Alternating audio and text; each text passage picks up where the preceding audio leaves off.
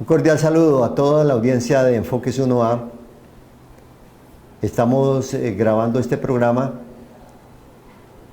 para recordar que tenemos un compromiso con la naturaleza. Como lo decía el Papa Francisco, la naturaleza es nuestra casa. Y mucho más atrás en la historia, por allá en los años 60, apareció en Canadá un filósofo de las comunicaciones, Marshall McLuhan, que decía que tenía la teoría de la aldea global, de tal manera que era como un tambor en donde usted le pega un golpe a un tambor en el cuero o en una parte lateral y repercute en todo el elemento. Era un poco la teoría que tenía Marshall McLuhan, llamado pues como el padre de las comunicaciones modernas, del concepto de aldea global, que es en lo que estamos hoy en día con la era digital. Todo esto para contarles que tenemos en el estudio a una invitada muy especial y me llama muchísimo la atención porque ella es creadora de bosques y me hace acordar, estaba hablando hace un instante con el exgobernador Carlos Arturo López Ángel, que vive en Marsella, y me hace acordar de un personaje célebre en los años 80, don Manuel Salazar. A don Manuel Salazar le decían Manuel Semilla. Yo creo que la invitada va por ese camino. ¿Sí? Esto será hablando con ella un instante después de escuchar este importante mensaje de nuestro Aeropuerto Internacional Matecaña.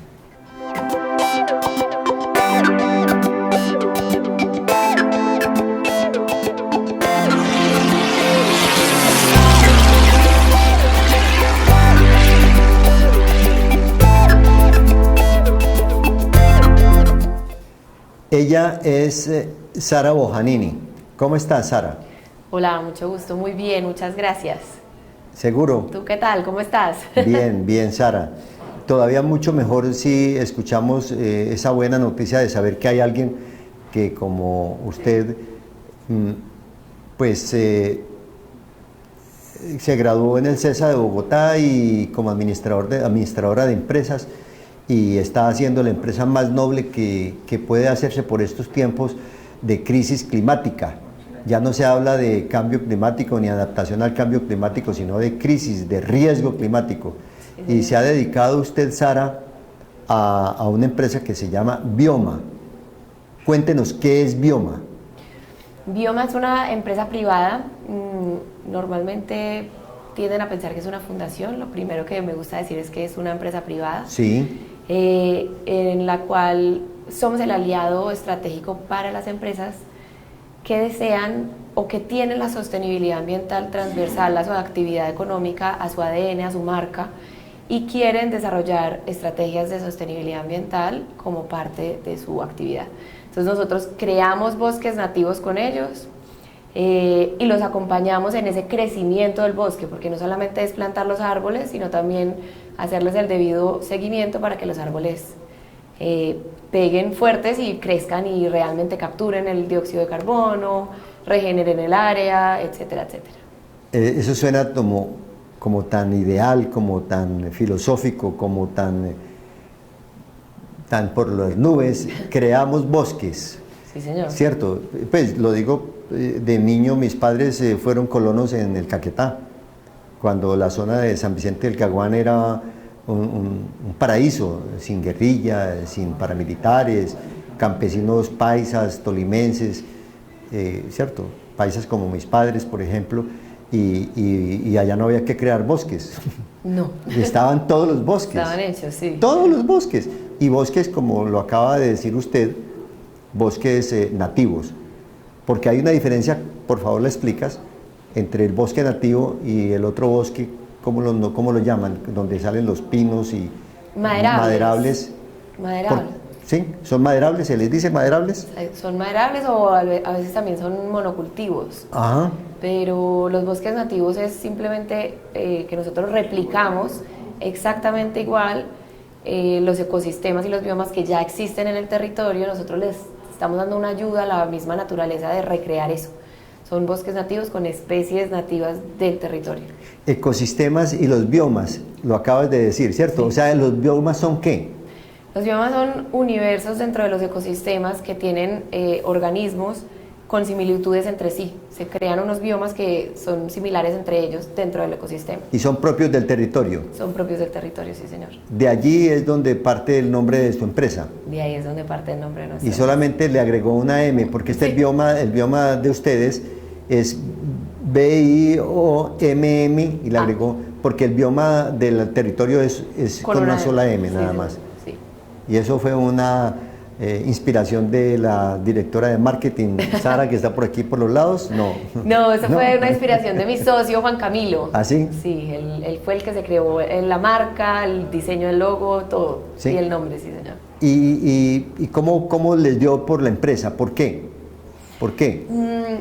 Ahí existía la necesidad de cambiar, muy soñador, de cambiar la estructura del mercado, en donde la forma en cómo consumimos niega los límites físicos del planeta. Es como si el planeta fuera infinito y no lo es, tiene límites. Sí, y nuestra forma de consumir es como si fuera infinito. Entonces se le ocurrió a mi socio Juan Camilo que esa estructura de mercado debía cambiar y no solamente consumir, sino compensar para volverla circular. Y así empezó. Esa fue la inspiración. Ahora, ¿cómo es la vinculación de Bioma, la empresa de ustedes, con como socio estratégico, usted misma lo ha dicho, de las empresas que adoptan los planes o los proyectos de Bioma? Exacto. Nosotros primero medimos la huella de carbono que tiene la empresa. A partir de esa medición se genera el dato de cuántos árboles se tienen que sembrar con un año base, con el año base anterior, cuántos árboles se deben sembrar para crear el bosque de esa compañía. Entonces creamos ese bosque compensando la huella de carbono y a partir de ahí, un año en adelante, les hacemos seguimiento mes a mes con informes, fotografías, etcétera, de cómo va el bosque creciendo y cuántos beneficios medioambientales está creando ese bosque de la mano de la compañía. Y eso se vuelve una forma de comunicar y de involucrar una estrategia de responsabilidad ambiental dentro de la compañía. Eso ya no se llama responsabilidad, la responsabilidad empresarial ya no es así, se llama valor compartido. O sea, lo que ustedes hacen es que el empresario de sus utilidades, de sus ganancias, de su negocio, saquen un recurso económico y adopten un bosque, o cómo funciona. Creen un bosque. Crean un bosque. Sí. Pero un ejemplo, si yo tengo una empresa, una fábrica de muebles de plástico, por ejemplo, ¿sí? De hecho no la tengo, pero es un ejemplo. Entonces, en el terreno donde tengo yo mi empresa o mi fábrica, no hay donde sembrar un bosque. En ese caso, ¿cómo funciona?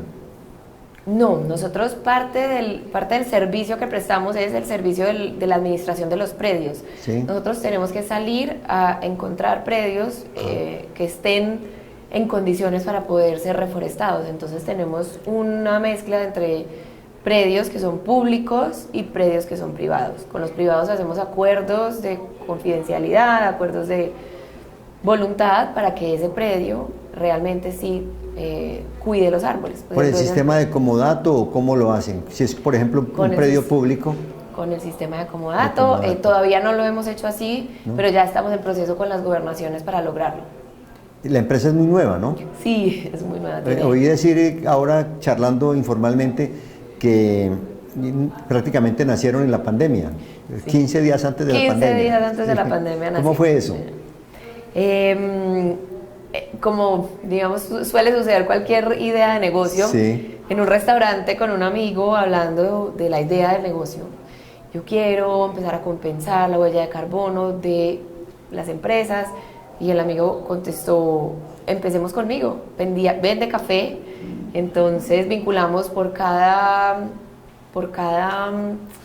ay no me acuerdo, 100, no sé cuánto de café que sí. él vendiera, se iba a sembrar un árbol y así empezamos y así se empezaron a sembrar. Para compensar. Sí, señor. O sea, sembraron, digamos, una hectárea o metro cuadrado de café o algo así por el estilo. No, de café.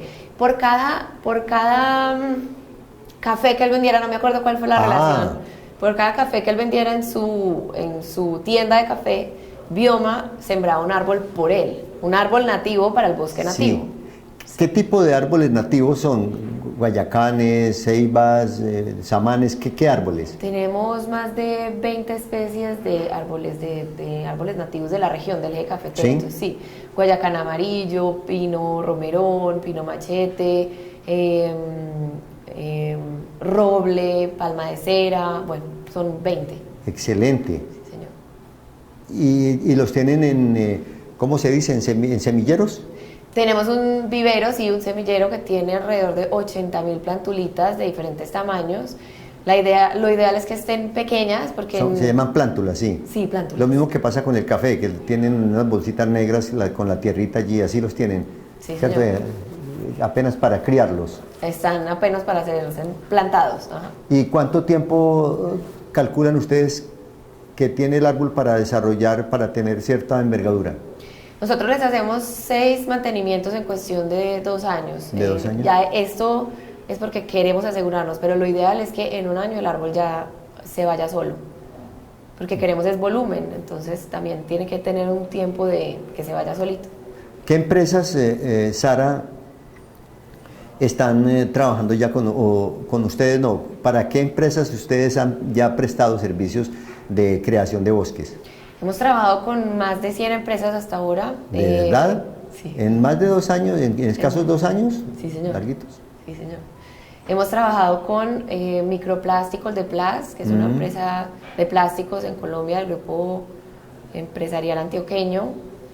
Con ellos sembramos 4.700 árboles, 1.600 palmas de cera, que eso es muy bonito porque es el árbol nacional.